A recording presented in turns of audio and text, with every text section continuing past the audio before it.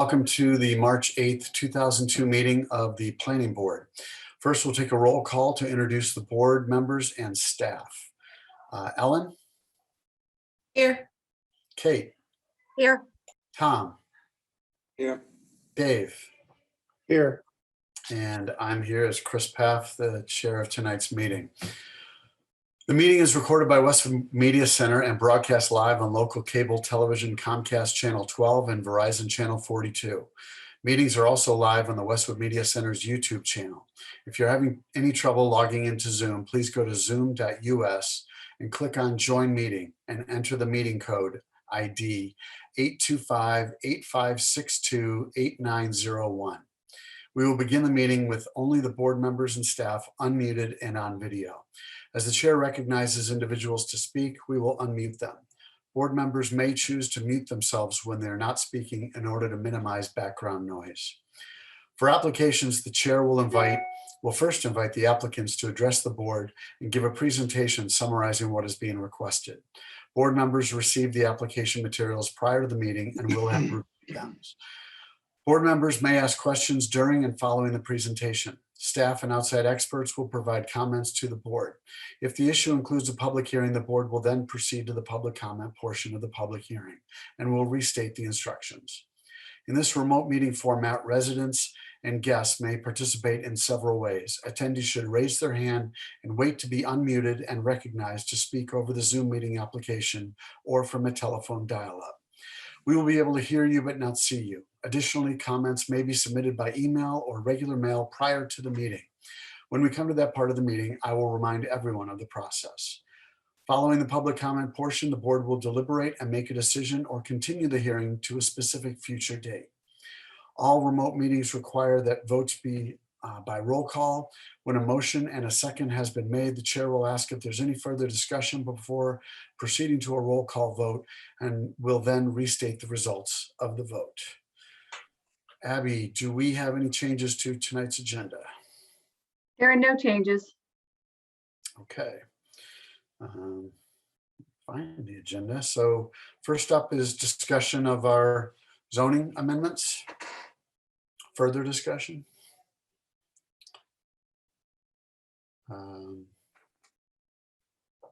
Try to find these. I'm in trouble. Sorry.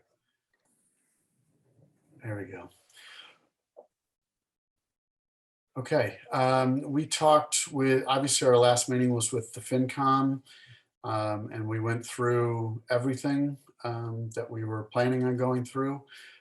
So at this point, we'll go down through our amendments and give opportunities for board members to make further comments, possible amendments, whichever. So we'll start with number one. Do any board members wish to have any further discussion? And we will, I believe, Abby will open this up to public if there is a desire for that. Any planning board members want to revisit Article 1, the multifamily article? Abby. I would just add, it sounded like that was most where the comments were from. With all the articles, most of the comments from the FinCom members were centered on the multifamily article, and a lot of them were focused on, why now, the importance of why adopting the zoning now rather than waiting another year or more, coming back after the guidelines are finished.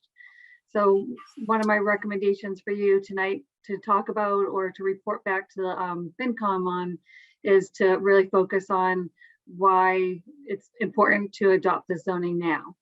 So in your packet, so this is your continued hearing to follow up on all the zoning amendments. If you have anything new to add, and you could report back after tonight to the FinCom. Usually they'll ask for any updates or any other follow-up, at this meeting. So anything that comes out of tonight, we would usually submit a follow-up memo to the FinCom so that they have it for before they vote. And then before they vote, they usually ask for a report from the planning board if there's any changes or any updates that you want to share. So tonight, anything that you want to discuss with these articles and then report back to FinCom prior to them voting. Okay, thank you. So Abby's brought up a topic of concern, and that is why do this now? Does there anybody have something that they can articulate to answer that question that we haven't already? Yeah, Kate. Thank you, Chris, and thank you again for your presentation to FinCom. It was very helpful, and I appreciated their questions. So I do just think, in addition to everything that that this article says could change and how it would change, I think the most important thing we can let people know that Chris highlighted, but I think it just gets lost in so much discussion of possibility. Just the fact that this is the standing law, and number one, first and foremost, it is the law, and that law is complete. And as the chair of FinCom expressed as well, and that we can discuss the guidelines at great length, but currently we are not meeting the law. So we would like that is what we are tasked to do. So it's not new, but I think it's item number one when asked that question. It is the law right now, and that's why we need to respond to that law right now. Yeah, on that point, I don't know which FinCom member said it, but there was a question about when will we be penalized if we don't comply with this law? And they asked me, and I think I acknowledged, yeah, December of 23. And an analogy I came up with was when you're driving down the highway and the speed limit goes from 65 to 55, you're supposed to slow down then, not wait until you see a police car when you're going to get in trouble. The law is the law. It's slowed from 65 to 55. So that's when you start complying. And I think as a duly elected board, if we shirk that responsibility, then we're not doing anybody any favors in our town. So I agree. Doing it now is the right thing. And there are ancillary reasons as well. I personally am not in favor of waiting until spring of 23. And that's the last time we have at town meeting. If it doesn't pass then we're definitely not in compliance. So I think we can make changes before 23 if we need to. But if we do this, as Mr. Ahern said, this is our most defendable position to adopt this now. Right. It's like you said, if you're driving 65 and you come to a cop and you're at 60, but your brake lights are on, it's, there's a much better chance you're going to get a warning versus getting a ticket. Like we want to be in a position to show that we are complying. Yes, Mr. Ahern. One of the things in the draft letter that you've got, in the draft letter that I put before the select board, is that we're advocating that DHCD consider a partial compliance, which they have not seemed to be willing to do at this point in time. But I think that's important given where things are in terms of trying to hit the moving target. So I stand by my statement. You always want to be more reasonable than your opponent when you're in some kind of legal situation. But also, if we are in partial compliance, when the final regs come out, we only have that much farther to go to perhaps get in compliance rather than starting from scratch. So that could be further justification in my mind for you to move forward, if you choose to use that logic and rationale. And if not, I understand. And Mr. Ahern mentioned the letter that Abby sent to us for proofing, for reading, and we'll talk about that as we move on through tonight. Any other members with comments they want to share? Thoughts? Yes, Tom. I think what's important as well is to get this before the town so that they will understand what we're dealing with and why we're dealing with it, and that we're being responsible and to educate them as to the ramifications of the statute.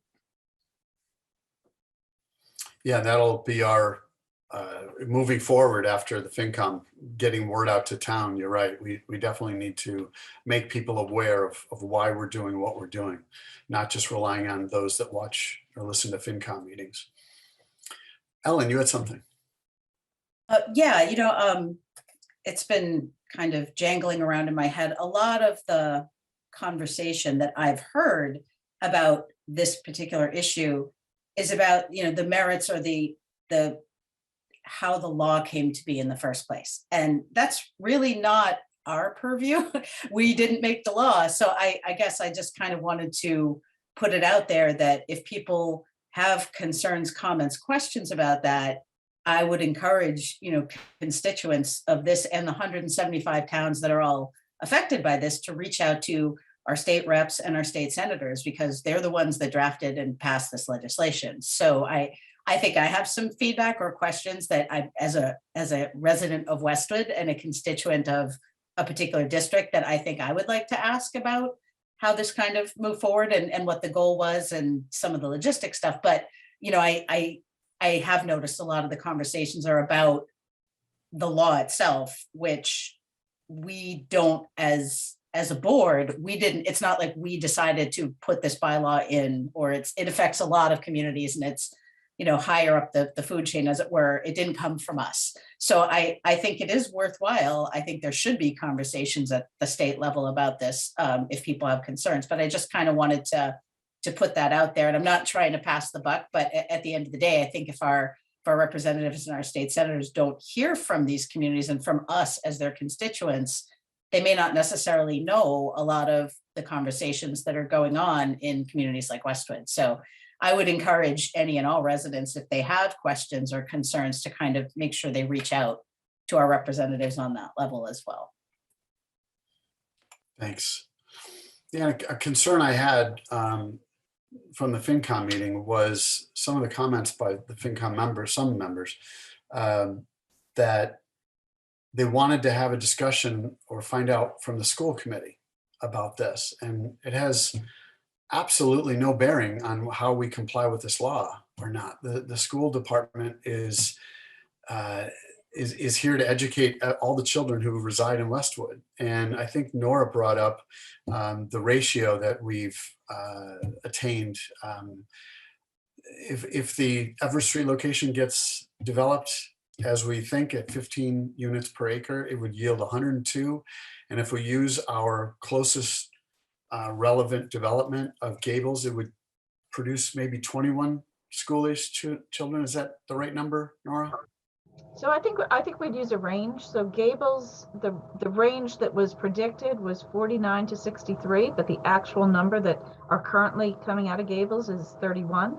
And then we add to that the Pulte Westwood Place students. There are about 20 students there.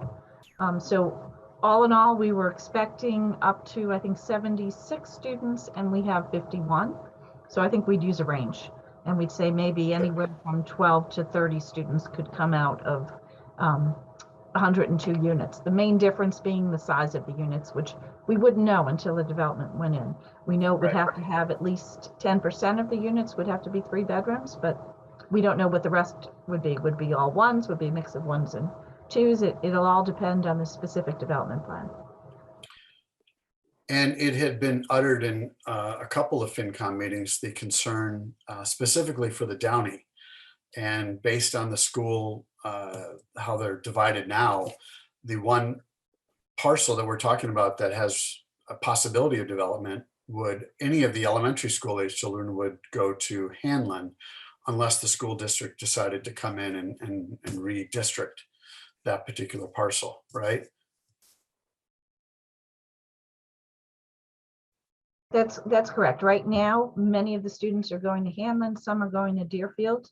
And I think the thought is that in the future, when Hanlon and Deerfield are combined, that would be a likely place for the students to go. But I think the superintendent will look at it on a case-by-case basis and make the decisions that are best for the school department. As they did when the Gables was developed.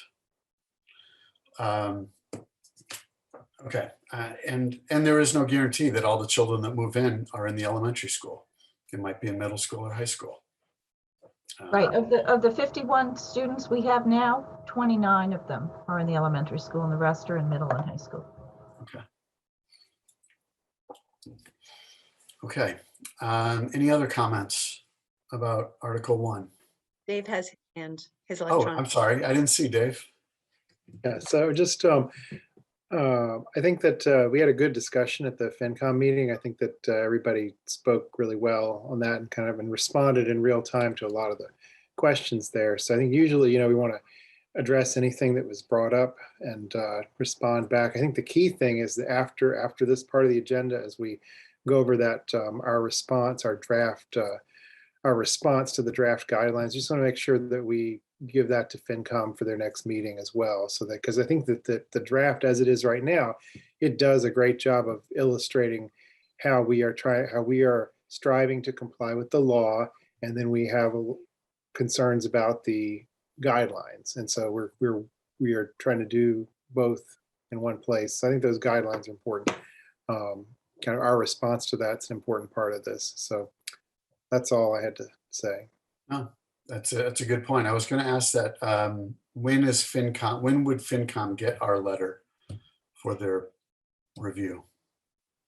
I was hoping if you're ready tonight, I could follow up tomorrow and send them, any updates from tonight, any follow-up from tonight. And if you vote on the letter to send to DHCD, I could get them a copy of that too, which I think would be a good idea, that they see your argument to the state in your comments that you're being submitted alongside with the zoning you're proposing. So if you're ready tonight, I would follow up tomorrow or Thursday.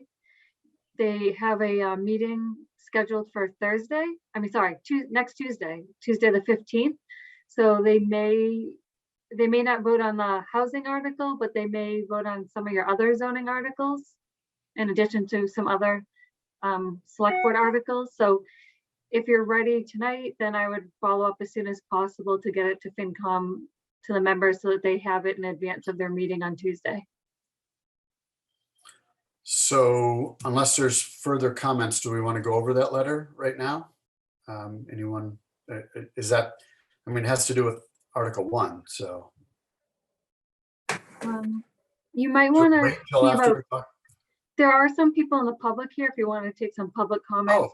And there Thank you for might be reminding me. people here for some other articles as well, other zoning articles. Right, so if planning board members are finished with their comments, we'll give an opportunity to our attendees to raise their hand and pose a question or a comment. Give them a few seconds to do that. There are no hands up right yet. There's nothing typed in the Q&A.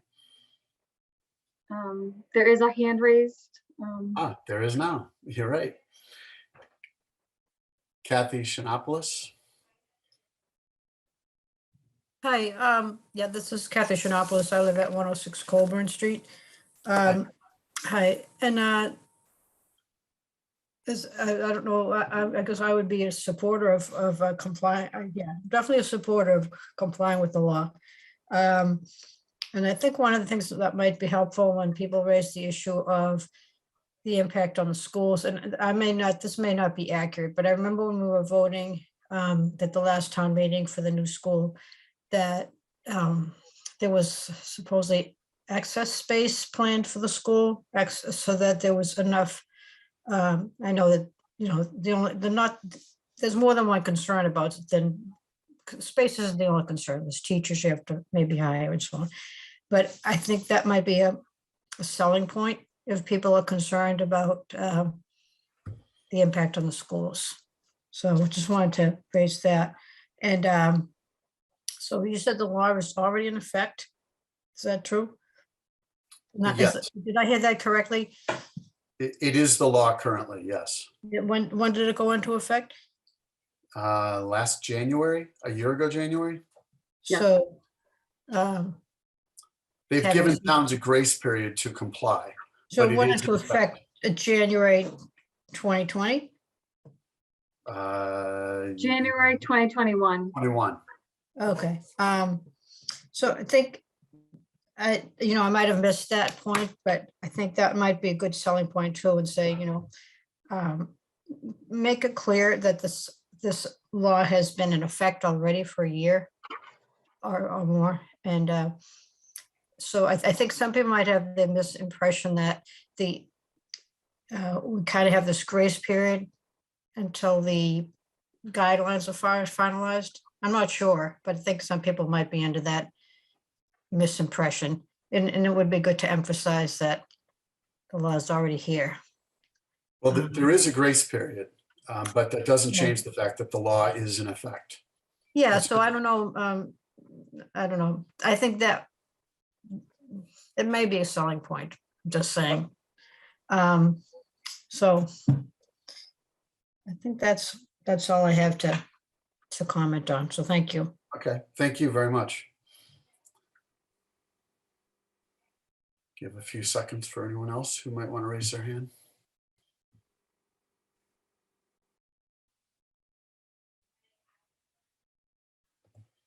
All right, not seeing anybody, and no one is typing in the Q&A. So Abby, do we want to go over the letter now or wait? I would go through the other zoning amendments because there are still other people here that I think may have questions on other zoning articles. All right. So let's move on to Article 2, which is our solar. Right? Yes. So the last meeting, first of all, anyone have any general topic comments that you'd like to make about our solar article? And seeing none, there was a FinCom member who brought up the idea of eliminating our 10,000 square foot threshold, citing that it's just going to invite solar fields essentially at 9,950 square feet. And Abby, can you remind us and everyone in attendance what happens at 10,000 square feet? Right Under now- our current article language. Your article as proposed, it requires a planning board review. So the trigger for a planning board review with the public hearing and then notification to abutters is if solar is proposed as a principal use on a lot. So if it's like a solar farm, if it's the only use proposed, or if it's also a large scale. And you created, your zoning proposal includes a definition for large scale, which is an energy system that occupies more than 10,000 square feet. So you had talked about this at the one of your February hearings. Previously, you had talked about putting in the wattage and the square footage size, but then you had removed this, the power threshold, and it focused on the square footage because you thought that was the trigger point on what abutters may, how the abutters and neighbors may experience that, and that's where it may impact people. So that was how the zoning is proposed right now, is if it's either the principal use or if it's 10,000 square feet or more, that's when it would trigger an application with the planning board. And I had looked at, since last week, I looked at a few others, several others, and it seems to be that's the most common threshold that I've seen in other communities, is the size or the amount of solar energy is a common trigger point. All right. Any thoughts or comments on the 10,000 square foot threshold that we are currently drafting? Any desire to change it, discuss that? Yeah, I think that's a good point that was raised by FinCom. And I don't remember how we arrived at the exact number, 10,000, but if you think about it, that dimension is that's 100 feet by 100 feet, or 25 by 400, 50 by 200. Like, that's a pretty big area. And I was thinking that, you know, it's a house of an average house maybe would have what, like 1,000, 1,500 square foot footprint and maybe 2 stories or something. You know, so that's 10,000 is a pretty big deal. So even, you know, slightly under that is going to still be a really large thing. So I do think it's worth, if we could make this, you know, a little, either lowering that number, getting rid of it altogether, which is what was suggested, so we can better capture the idea of why we would want to trigger the public hearing process. Anyone else with thoughts? Yeah, I agree that, you know, I know we did the best we could when we came up with occupied space versus wattage for this. But there are limitations to that. So, so I appreciate, looking for another way to create an action point, a decision point for, So like a threshold. Yeah. Abby, do you have you given any thought to how we can word this differently?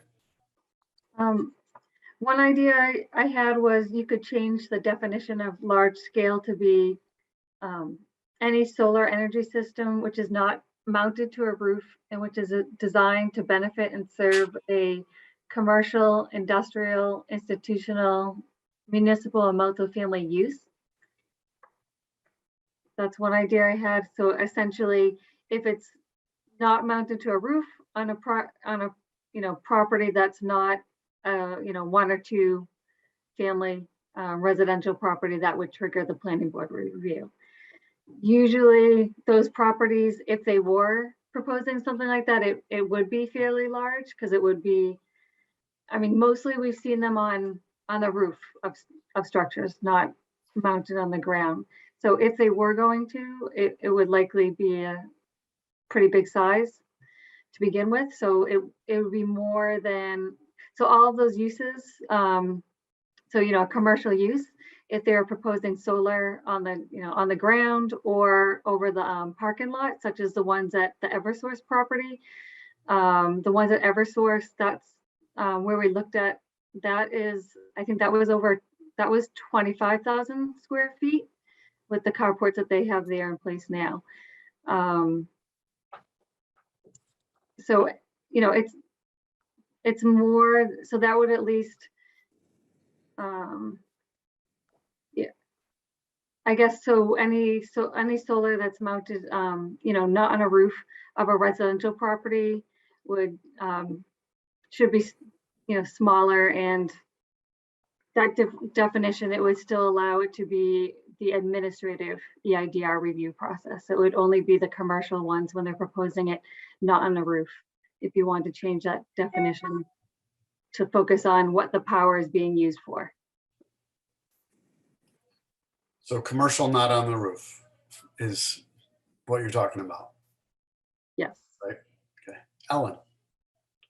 I think that's a good idea. I guess my question is, and I don't think Mr. Pareda is here, but would that address his concern? Because it wasn't clear to me if he was worried about a residential use that would exceed X, Y, and Z as well, which again, we're looking at the right to solar law. We're trying to comply with the state law here and make it easier for residential solar. But I guess that's my question, is would kind of going in that direction, which I think would be sound, would that address his concern, or is he gonna, say, well, that's great, but it doesn't alleviate any concerns about the residential side? And that's not clear to me. Do we have any insight into that from him, or? I have not spoken or heard from him since the meeting. I did, he thought most of the impacts could be reviewed at an administrative level. I did follow up with him to let him know that you're meeting tonight. And so he was thinking that an administrative review process would capture many of our concerns. So I don't think he was, looking for ways to have it go to the planning board. And also, to be clear, the planning board can't deny this. even if we have a hearing on it, unless it violates the health, welfare, safety, or I can never remember that phrase. So it's really just about optics and then getting out in front and being part of a public process. That was the impetus for the 10,000, I believe, was to, okay, this is quite large. 10,000 is just under a quarter of an acre. So someone with a 3-acre lot could easily find a place for it. I don't know if it's suitable, but they could easily, after the use of their house and other things, they could easily find a 1/4 acre. I'm not saying they're going to, but just from a size perspective, it's definitely doable residentially. I'll just say, sorry, I just checked my emails and he did say that he was not concerned about the ones in the single family, residential neighborhoods. He thought those could be captured and reviewed, and any concerns captured in the administrative review process. Excellent, thank you. Okay. So is this board looking to make the change that Abby is suggesting, or are we looking to keep our original 10,000 square foot threshold? Anyone? Anyone? I'm happy with the 10,000 square feet.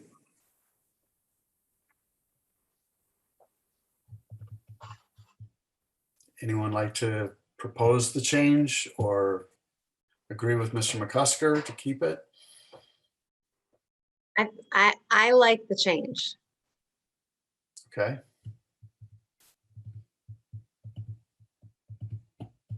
I like the change also. I think it's all about it's trying to avoid a big surprise. I mean, I guess I don't know, Mr. Ahern, if you have any thoughts on whether it's okay to connect the use to it in this way, like it's should we be only thinking dimensionally, or should we is it okay to say you have a different standard because of the use of it, like being for commercial versus residential? I think if that's okay, then I think this is a good move. Well, there's nothing in the statute that allows you to differentiate like that I have seen since when I've reviewed it. So, but I don't think it really makes a difference. I will tell you some of the land court cases that I looked at, and there's a case now going to the SJC on interpretation of the particular statute. And the land court cases have universally struck down restrictions on solar. I think I would be reticent on trying to attach the use to the oversight of it, because there's nothing in the statute that allows you to do that. The 10,000 square feet gives you a size that allows a greater review, but doesn't tie it to where the solar power is potentially going. And I don't know what justification we could use if we had to defend our zoning bylaw that way. So I'm health, safety, and public welfare. That's the only way you can prevent a solar array. Well, and we wouldn't, we would not be preventing it, but more triggering the process. But if just trying to think about a scenario, like if I had a large lot, if I have like 5 acres and a big house and everything, and maybe I want to put out a 10,000 square foot solar array to power my basement full of supercomputers for cryptocurrency mining or something like that. You're really stretching into Quite the scenario you've painted. Are you trying to tell us something, Dave? But because it is hard to, you can't, you don't need, that would generate, so you could, if something that size, you could do 150, 180 kilowatt hours. It's way more than you would ever need for any residential use, and then you wouldn't be able to really do anything with that power. So I guess I thought it's worth a discussion here. It's worth considering the alternative, but the 10,000 is really simple and easy to understand. It's a bright line. So maybe we should stick with that after all. Yeah, so I actually withdraw my support after this discussion. And I do appreciate the simplicity of the 10,000. Yeah, I think, Mr. Hearn, that is helpful to know that there is precedent about what we can and can't and should not do as far as moving forward with something that would be defendable if we were ever in the position that we had to. So I agree. I think we would be better served sticking with it as is.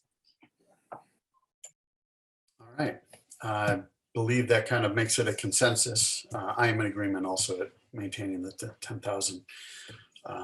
So I guess in the absence of public comment on this topic, I don't see anybody with their hand raised. While we're waiting, any planning board members? Yes, Ellen. Sorry, a hand just went up in the Every time I look away, attendees. it goes up. Yes, Kathy Shinopoulos. Hi, Kathy Shinopoulos, 106 Colburn Street again. Yeah, I was waiting for you to say it's okay for the public to comment. I'm sorry. I would have put my hand up earlier. So I should have read this over because I don't have a good memory, but the 10,000 would apply across the board. But I had, from what I'm hearing, I understood originally that this the zoning change was to allow for more flexibility for homeowners, like to put, right now it seems to be restrictive in the way that people would have to put the solar panels only on their roof. They couldn't even put it on the garage or any other, whatever kind of structure they might be able to use. But now, tonight I'm hearing it sounds more like it's for commercial and for commercial solar and for resident or homeowner solar. Is that the case? Abby, you want? Yes, solar, in the proposed article, solar is allowed in all zoning districts for all uses. The proposal will make, if there's any roof-mounted structures, that will go either commercial or residential, that goes directly to a building permit, building and electrical permits. And if it's not, if the solar is proposed not mounted on a roof, so this is what the planning board's talking about, but if it's a principal use, right now, if it's a principal use, or if the solar occupies more than 10,000 square feet, that would require a planning board public hearing, but it is a by right approval that cannot be denied. And then, so with the zoning proposal as as drafted right now, if a resident wanted to put the solar, on the ground at their yard, if it's under the 10,000 square feet, it would need an administrative town planner review prior to the building and electrical permit, but it's an administrative process. So it's not a public hearing with any boards. Okay, so basically the gist of the zoning is to be pretty flexible and allow people pretty much to do what they want, as long as it complies with the setbacks and doesn't exceed 10,000 square feet, which as a solar advocate, I'm in support. And of course, it's always better to have an administrative review than a public hearing. So, okay, I just wanted to make sure I understood what was going on. And thank you very much. All right, thank you. For your work on this. Thanks. Okay, I'm done. Bye for now. We have a second hand raise, Claire Golkowski. Hi, yes, thank you. I'm sorry, I'm driving and I apologize, I missed the beginning of this discussion. But I'm certainly a solar advocate too. I'm sure you all are aware of that. 10,000 square feet was more than my wildest dreams for a regulation here. So I just want to throw out the notion that, you know, a household, a normal household could be supplied by probably 1,500 square feet in current technology. And that might be more palatable for passage at town meeting, while also making it, simplifying it for homeowners who might want to do that. I'm a little concerned that 10,000 square feet of basically a quarter of an acre might raise some concerns among some residents about, you know, having entire yards covered with solar panels, which, you know, a basic homeowner is not going to be able to use more than they can, build more than they can use, because they wouldn't have any place to go.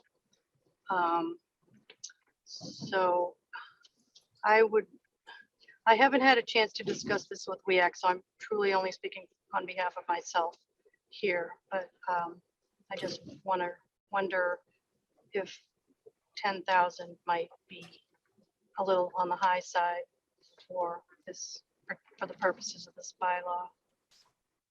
That's all. Okay, thank you. Right, so if, you know, just to follow up on that, if there could be greater concern that, you know, maybe you didn't hear last week, but you could lower that number of the square footage, at least get more public process for the planning board application, like if you maybe drop that to 5,000 square feet. If some people are concerned. And we could do that at any point in this process, right? I mean, like, I remember there have been times when we met just before town meeting to like make amendments and things, you know, in response to questions that have been raised. So I think, you know, we could have that as a, if we hear more, you know, if FinCom looks at this again and, you know, says we really wish it was less, and if a lot of people, if that's starts to be a concern from a lot of people, then it's an easy amendment, I think.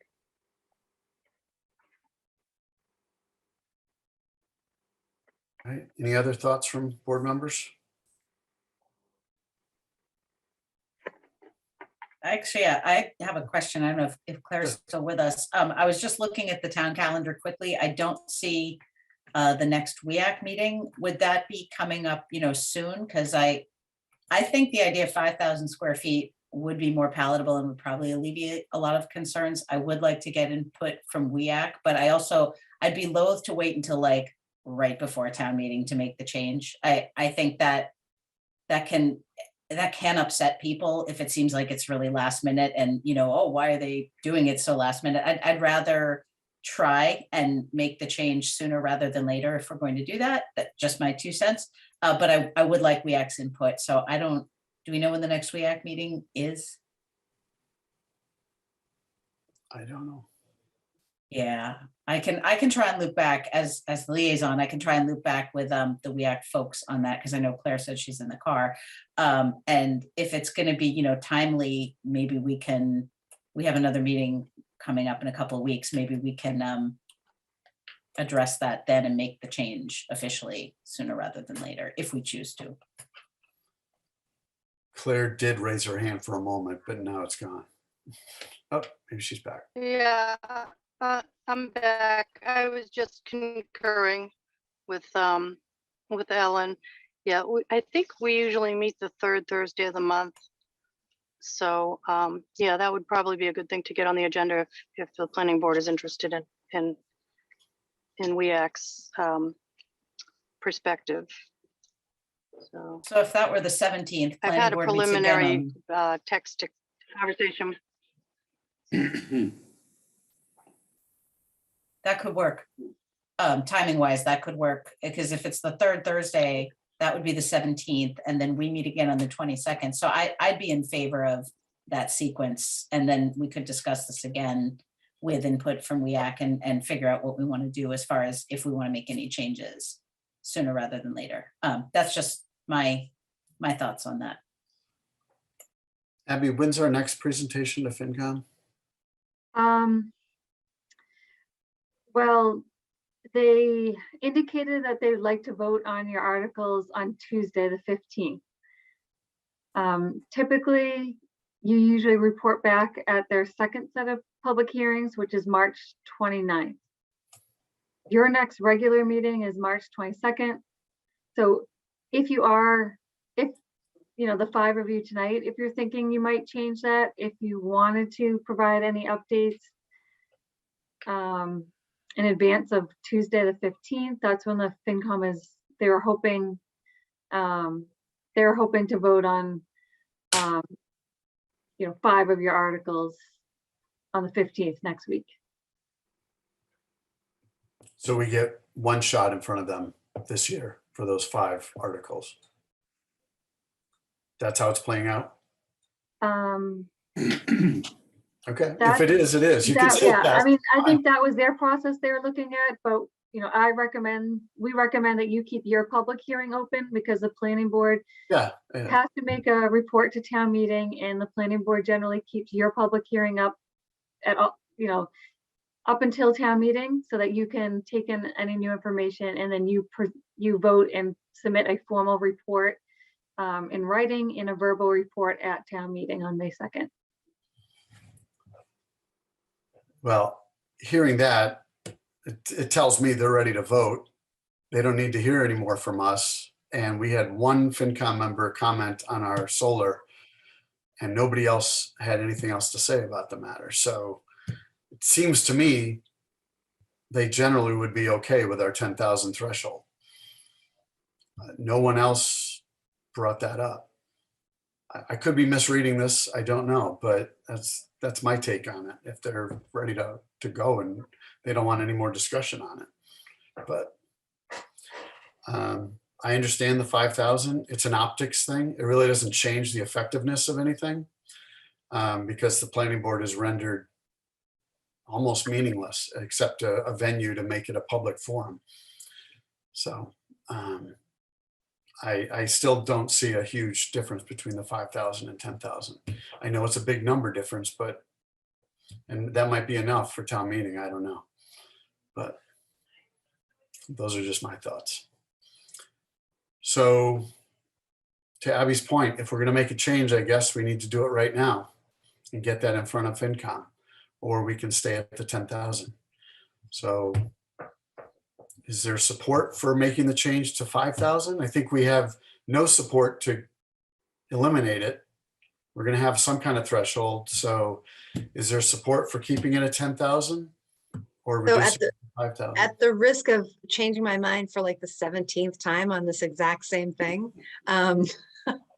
I support just for the optics. I think 5,000 is an easier number for people to say yes to than 10,000. So my suggestion is that we change it to 5. Okay. Mr. Ahern, if we make this change, is this something that needs to be voted on by this board? Absolutely. If you're going to change the language in your warrant article, it will require a vote of the board. Yes, a positive vote of the board. Right. So I guess at this point, we would take a motion to make a change if someone wants to do that. If we get a second, then we can vote on the matter. If we don't get a second, then the matter is decided. Okay, so I make a motion that we change the square footage in this article from 10,000 to 5,000. Second. We have a motion and a second. Any further discussion? I believe on this matter, Mr. McCusker needs to abstain from voting, but he is able to voice support or disapproval of. That's correct. Okay. All right, we have a motion and a second, so we'll do a roll call vote. Ellen? Aye. Kate? Aye. Dave? Aye. I'll vote aye as well. So the motion is passed 4-0 with 1 abstention. So our language will now read 5,000. And I see Kathy's hand raised again. I don't know if that's left over from last time. Hello? Oh, Kathy Shinopoulos, 106 Colvin Street. Yeah, I was gonna go with, I was gonna say I support the 5,000, but now I don't need to say that. So that's all. Thank you. All right, thank you. Bye. Bye. Okay, so we've made that change. Are there any other points of discussion for this particular article, solar? Abby, any outlying or any topics we're not considering? We good? I think Just wanna so. make sure we don't move on before we cross every T. Okay, let's go on to number 3. I can't, Abby, what is number 3? I'm lost. I can't Your- find my agenda. Your third article is the rezoning on High Street for the Obed Baker House and those High Street properties to overlay the local, flexible multiple use overlay district. Okay. And if I recall, we had no discussion at FinCom on this article. Is that right? They didn't bring up any issues? They had some questions about, the project and the, and the cost and the details of the project, but But that's I not don't- zoning. right, I article. don't think they had any, request for you to relook at your zoning proposal. Okay. Any board members with comments or questions about this article? We good? We're going to keep it. Okay. Let's move on to Article 4. Or Chris, do you mind if there's any public comment for Yes, Article? Sorry, I apologize. I'm ready to move too fast tonight. Give a few seconds for our attendees to raise their hand or type some comment in the Q&A. We're talking about Article 3. I don't see anybody raising their hand. I think they've had time. So let's move to Article 4. Article 4, this is the changes to the application process for alterations to non-conforming structures. That's your zoning article proposes adding a special permit process to the section when new nonconformities are proposed, new nonconformities, or if there's an increase in the nonconforming nature of a property. The proposal is that the building commissioner will look at the proposal, and if it's determined to be more minor and doesn't have a negative impact on the neighborhood, that could be reviewed by the zoning board as a special permit application with a public hearing with the zoning board. And then if it's determined to be major, could have an impact on the neighborhood, that would still be the variance public hearing and application with the zoning board. So it's still 2 applications to the zoning board, but it's allowing some flexibility for non-conforming properties to be considered at the special permit level rather than the variance level. All right. Thank you. And this is in response to recent case law, right, Mr. Ahern? That's correct. Any board members with comments, concerns, or questions on our article? All right, we'll give a few seconds for attendees, and I see Peter Kuzo with his hand up. Hello, sir. Hi, Peter and Mary Quazzo, 17 Sexton Ave. So on Article 4, I have 2 topics that I would like to present. So the first is that we don't understand how the case law provided indicates that we're either too harsh or not in compliance with the law. So in section 4.5.3, that essentially addresses the case law that allowed Bylaw and Gale to prevail, that was referring to section 6 of 40A. And that requires 2 tests for the applicants for a non-conforming single or 2-family residential structure. So the first test is the building commissioner determines if there's no increase in the non-conforming nature of said structure, which is our test is equivalent to 4531. And then the second test, which is our 4532, a determination by the ZBA that it is not substantially more detrimental than the existing non-conforming structure to the neighborhood. So to rise to a level of a variance, both tests have to fail. And that's whether or not there's a, if you're going straight by the Section 6 ruling or by your bylaws. So in addition, in 2017, we added the flexibility for the minor alterations of the, the 4-foot alteration or porches, et cetera. So the other issue for that is that the council provided the planning board. The case law says that it's specific to single and two-family residential structures. The proposed bylaw does not read specifically single or two-family residential structure. So the subject before this planning board on this proposed law change, this bylaw change, is about the building commissioner given deference when changing a variance into a special permit. So now my second item is that just a few months ago, in July of 2021, we won a case in land court against the ZBA, where what is being proposed by this bylaw was precisely a determining factor in the outcome of this case. Now, full disclosure, this land court final judgment, it has been appealed by the ZBA, and that appeal is pending. However, this is a final published decision that anyone can access. So our case, we feel, is the most recent and applicable, and in fairness to residents, it should be included in this deliberation. So we're compelled to give our perspective. So this was a variance case, and the building commissioner and then the Westwood ZBA determined that our harm in this matter was de minimis.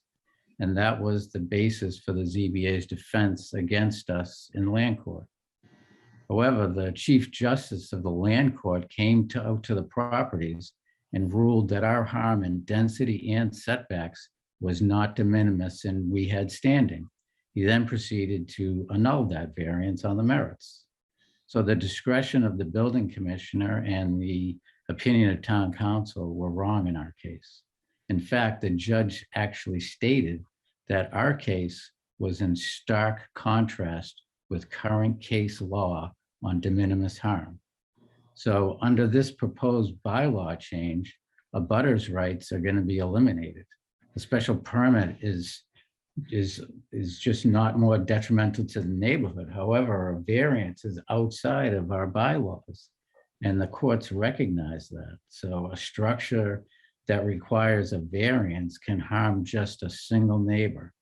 That neighbor has the right to prove in court that their standing on harm is particularized to them. This is obviously a significant difference from a special permit. So under the proposed bylaw change, first, the building commissioner is given authority to predetermine that the single neighbor's harm is de minimis. And then second, he's given the authority to change a variance application into a special permit where it becomes a question of the neighborhood being harmed. So when a judge is ruling on a case, he's looking at our bylaws.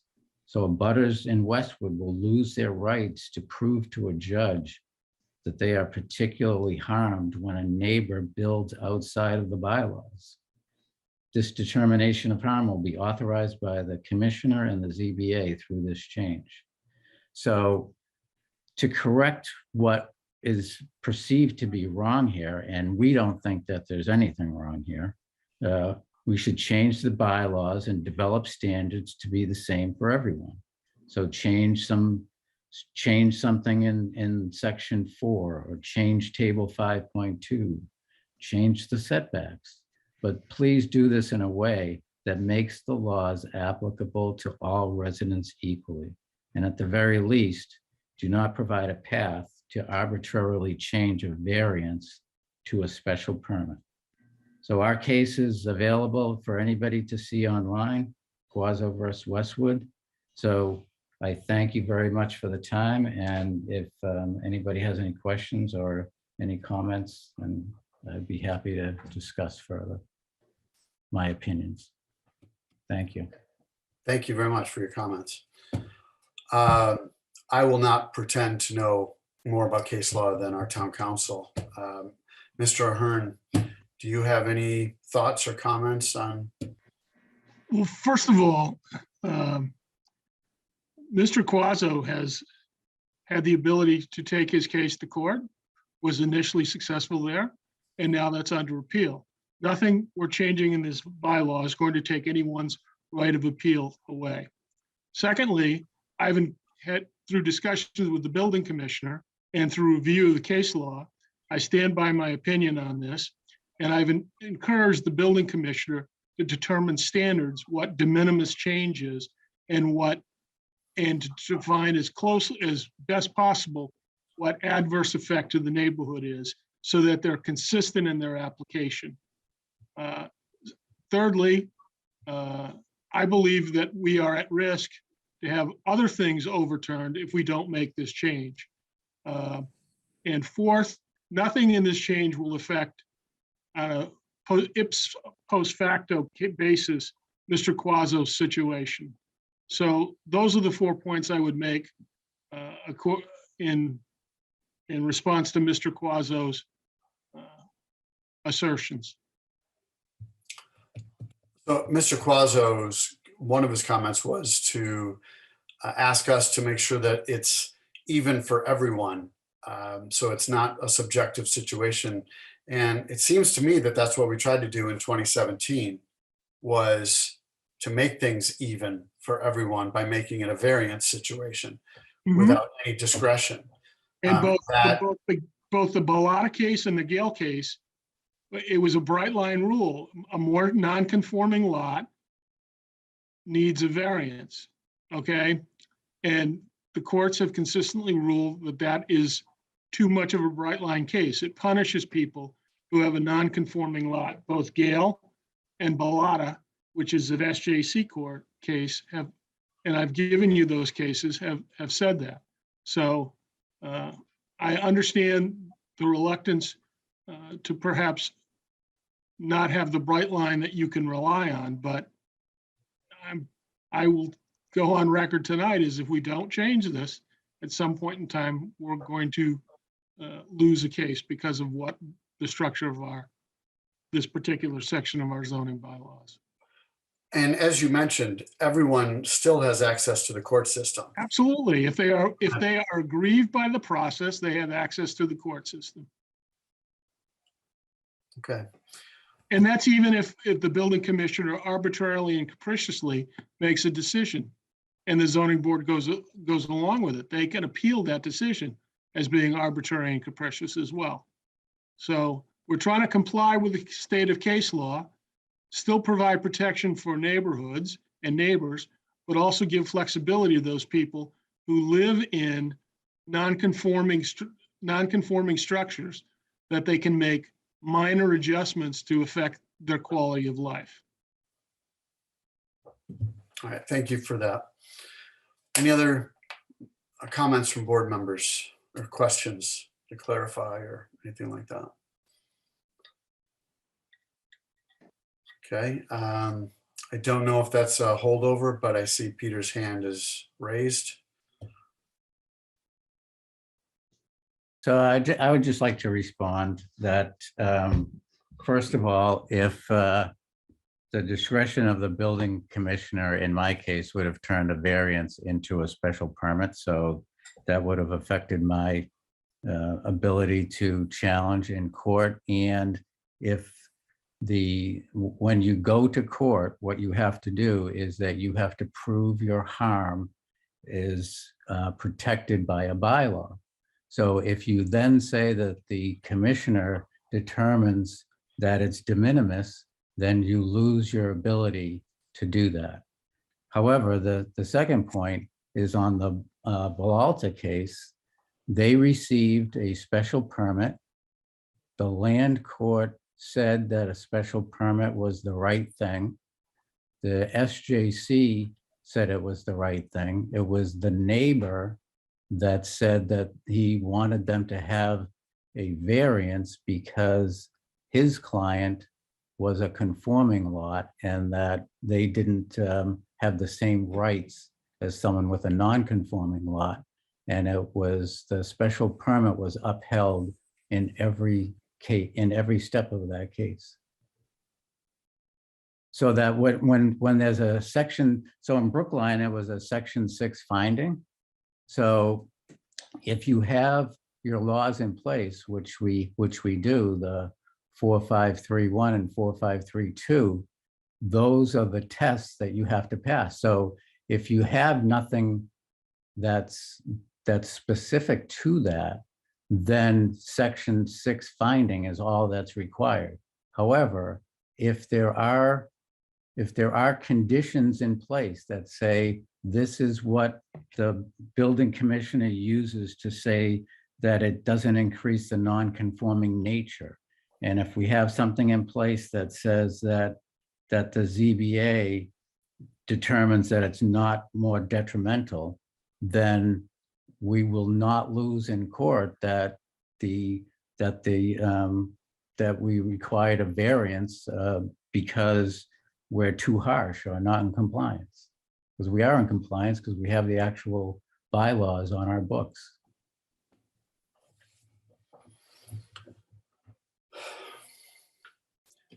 Okay. Mr. Ahern, any other comments or thoughts? You're muted, Pat.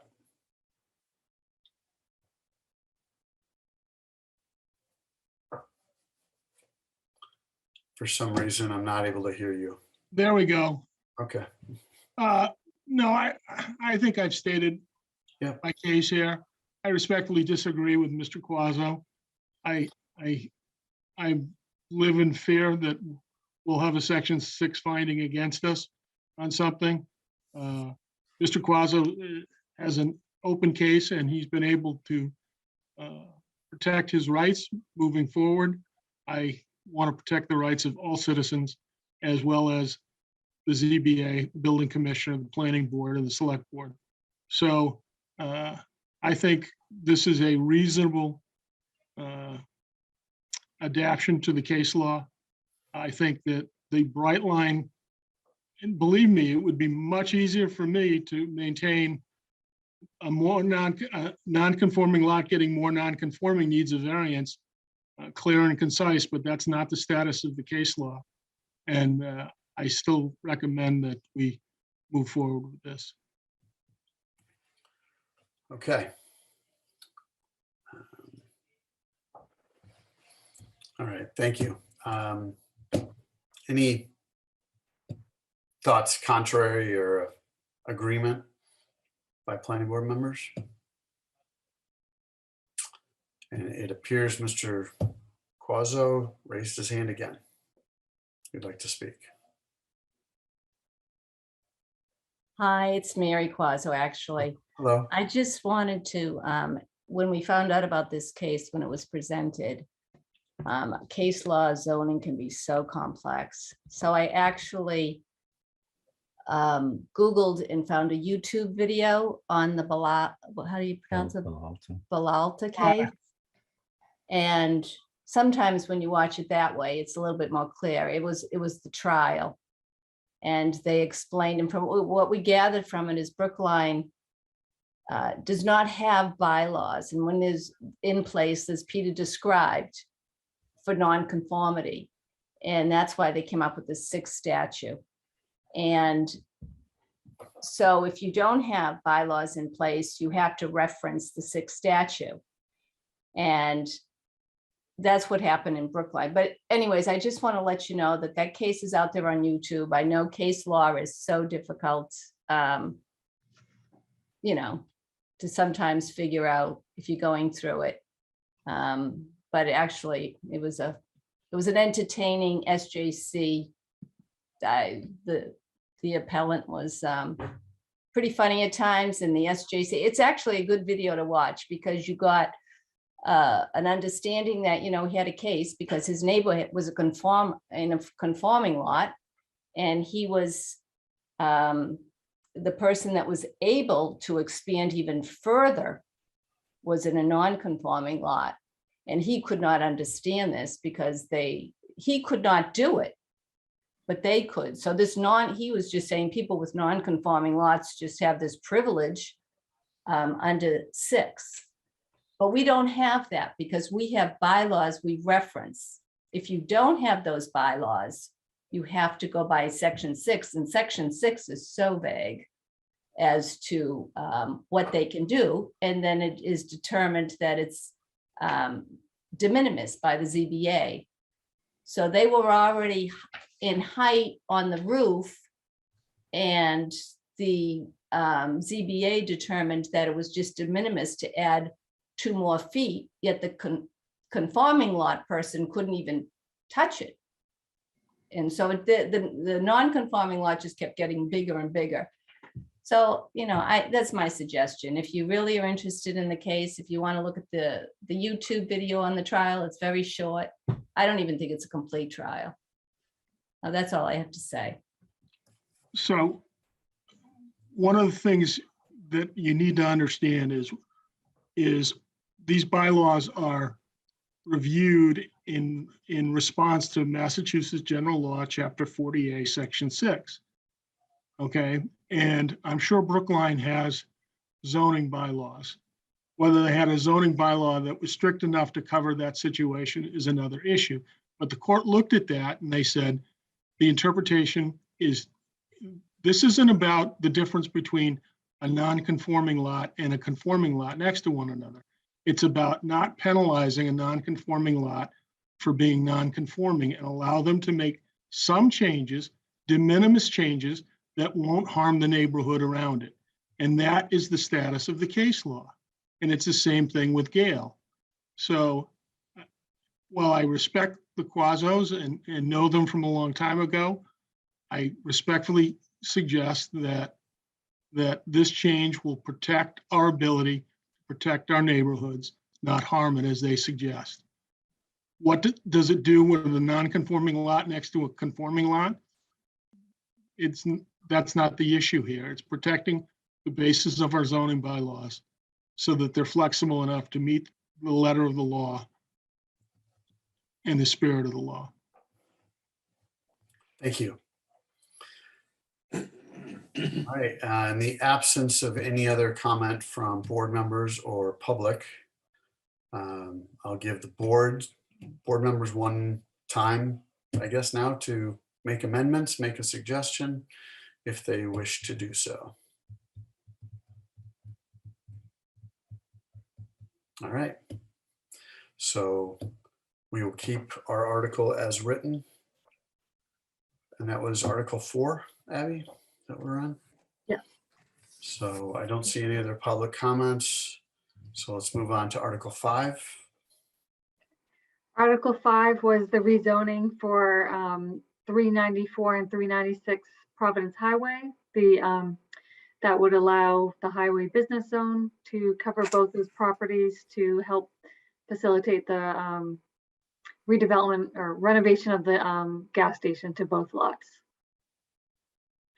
All right. So this is basically bringing use into zoning or vice versa. So they're compliant with one another. Any comments from board members about the Shell station on Route 1 and the zoning change? Okay, I'll give the public a few seconds to chime in.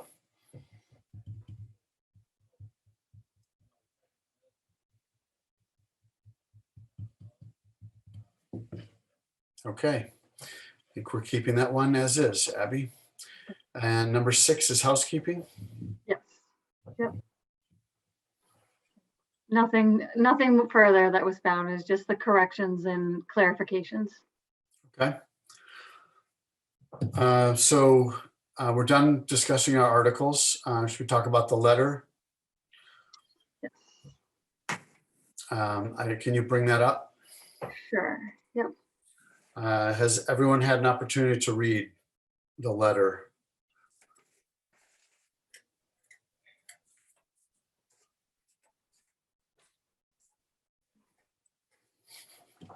Yes, I've read the letter. I think it's great. I don't have any additional edits.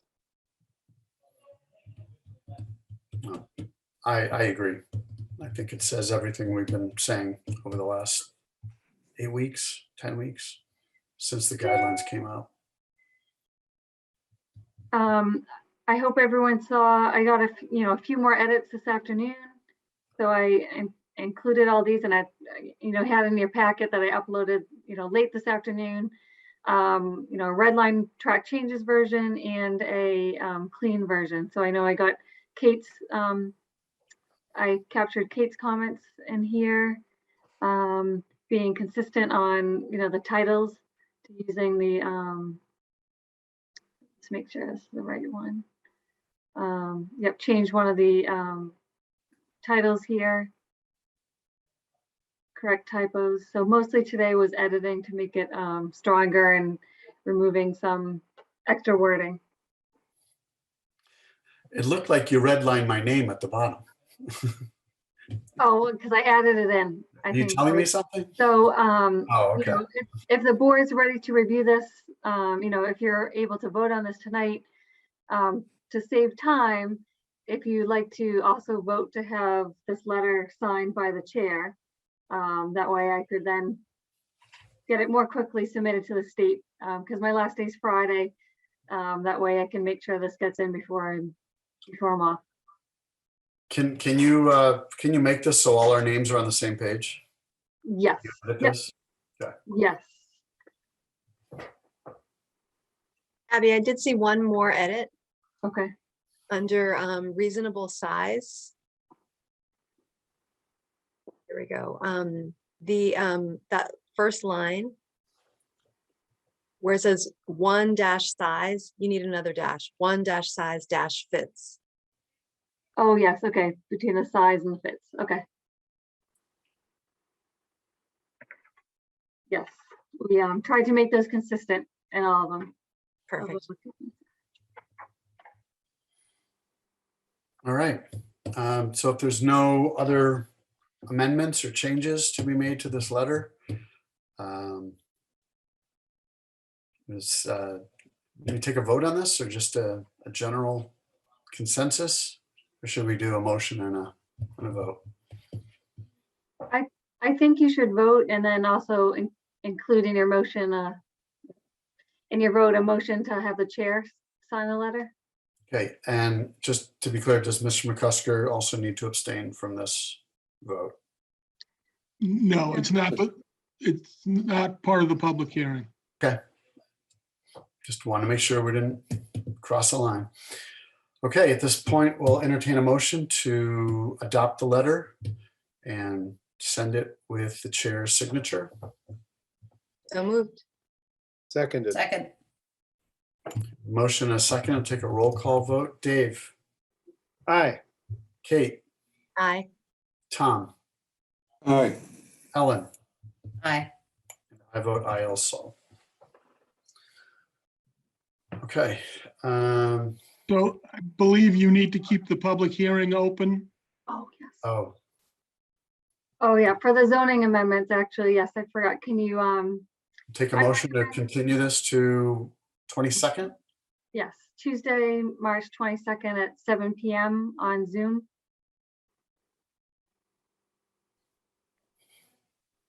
I move Okay, I'll that make a we- motion. Sorry, go ahead, Dave. It's all you.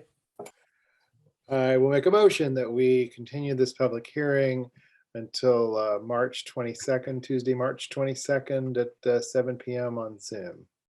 Second, Any further discussion? Ellen, aye. Tom, Aye. Kate. Hold Aye. on, hold Oh, on. sorry. He has to abstain. Tom has to abstain. Yes. Mr. McCusker, would you please abstain?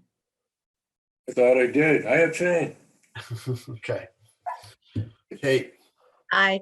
Dave, Aye. And I vote aye also. So 4-0 with 1 abstention. All right. What's next? The A&R?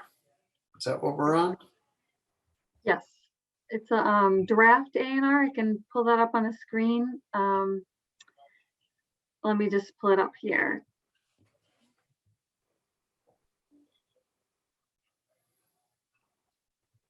If you recall from one of the conditions of your Hanlon School review from the fall, there was a condition to submit an A&R plan to combine both lots. This is the Hanlon School lot at 790 Gay Street, also with the lot that goes back, it's known as Shuttleworth lot.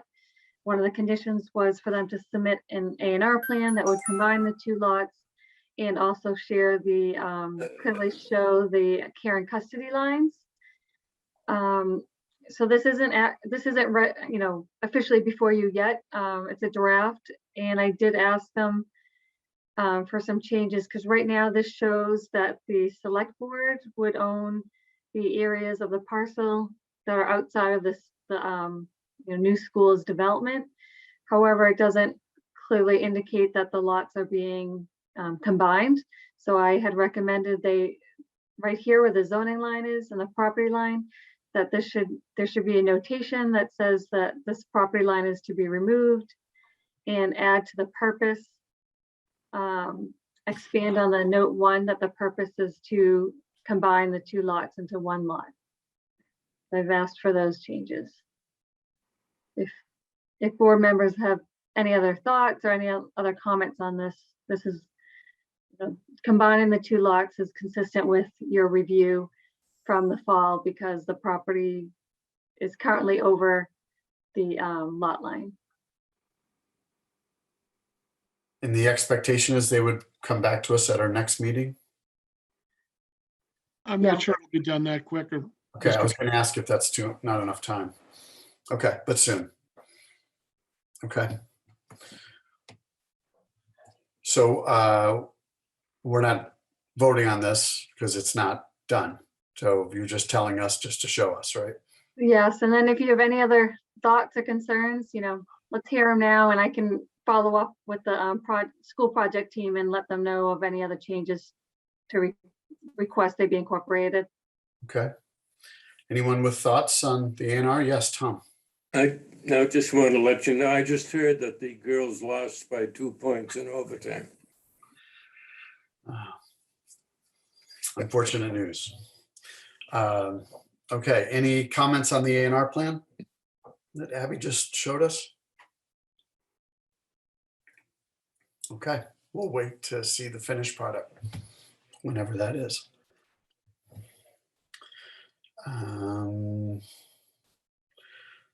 Next, I guess we're on to new business. We have 2 sets of meeting minutes that we need to review and adopt if everyone agrees. So the first one was for February 15th. So people have an opportunity to review, and if so, any alterations or amendments need to be made. Okay, and I'll entertain a motion to adopt the meeting minutes as submitted. So I for actually February sent 15th. some edits to Abby, so I'll make a motion that to accept the minutes with my edits. Right, so it was kind of late this afternoon in your packet. If planning board members have them, if you're able to look at it, I can pull them up on the screen. There's minor edits kind of clarifying. There were some phrases that weren't, fully complete, some questions that comments that a board member made. So I did edit those from both meetings and fix some typos. So they're good catches. If you have them in your packet, there are minor changes, and I had the edited versions uploaded in your packet now. Can you put it on our screen just so everyone has an opportunity before we vote, just to Yeah. see the edits? Yep. Just in the spirit of completeness, so we know what we're voting on.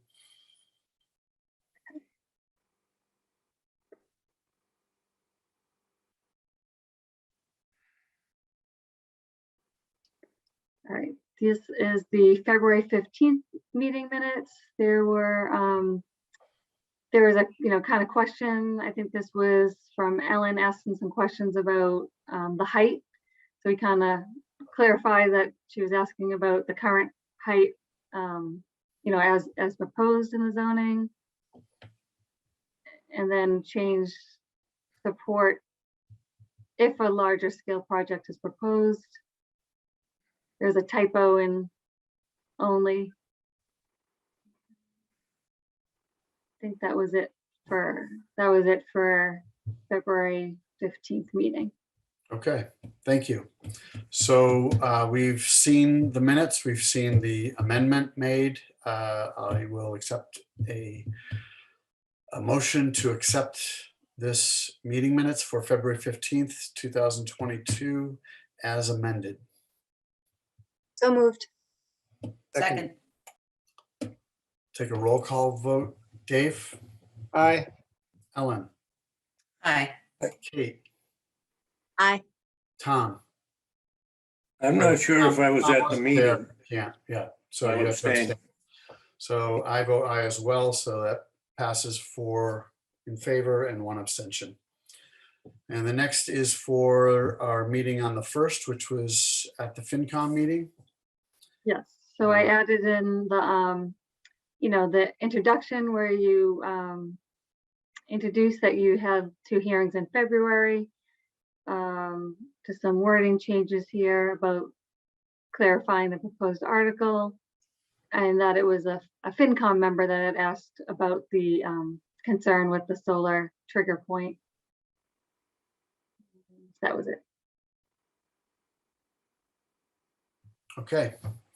I'll take a motion to accept the meeting minutes for the March 1st meeting in conjunction with the Finance and Warrant Commission meeting as amended, as Abby just showed us. So moved. Second. Roll call vote. Dave, Aye. Ellen, Aye. Kate, Aye. and I vote aye as well. Tom was not in Aye. attendance, so he's abstaining. Okay. Is that it? Is that the last agenda item? Could I ask, Yeah, before Nora, you, like, before you depart for this evening, I'd like to ask you to join me in thanking Abby for 7 years of dedication and exemplary public service to the town. I think if we look back over all the changes that she's been a part of, from University Station to the Islington Center redevelopment, the car dealerships on Route 1, Sunoco Station, the Stagecoach Plaza, the fire station and the police station. There is so much about Westwood that has changed over that period of time. And I think we can all agree that Westwood is a better place now, thanks to the work that Abby has put in and to the guidance that she's given to board members over the years. So I'd like to ask you to join me in thanking her and letting her know that she will be missed, but not forgotten, and that we all congratulate her and wish her the best as she moves on to be planning director in Lexington. You're here. Thank you. yes, absolutely. Thank you. I will share. I was one of the 2 board members who interviewed Abby, myself and Jack Wigan, and we had a few candidates come through, and there was just a feeling after Abby left that it just felt like a fit. And Jack and I both shared that. We both saw it instantly. I think she's the next one. So right from the get-go, you fit in our town. So thank you for everything. Thank you. Thank you all. I'll miss everyone here.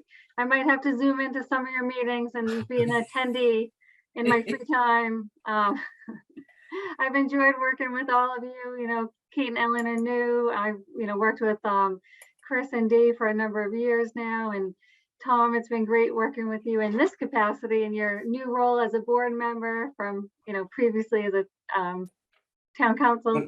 When I show up, yes. But it's been a lot of fun. We've had some exciting and energetic meetings. Yeah, that's for sure. All right. Well, Abby, thanks again. Thank you to everyone for your work tonight and throughout this whole process of our zoning articles. So with that, I guess we're done until the 22nd, right? Okay. Thanks again, Abby. Thank Best of you. luck. Thank you. Thank you, Abby. Good night. Thank you, Abby. Yeah. Congratulations. Thank you, Nora. Thank you. Thank you.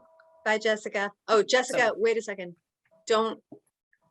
We Yeah, need we to need to adjourn, adjourn. right? We need to Need to adjourn. close the Geez. meeting. Motion to Aye. adjourn. Yeah, sorry. You jumped the moved. gun.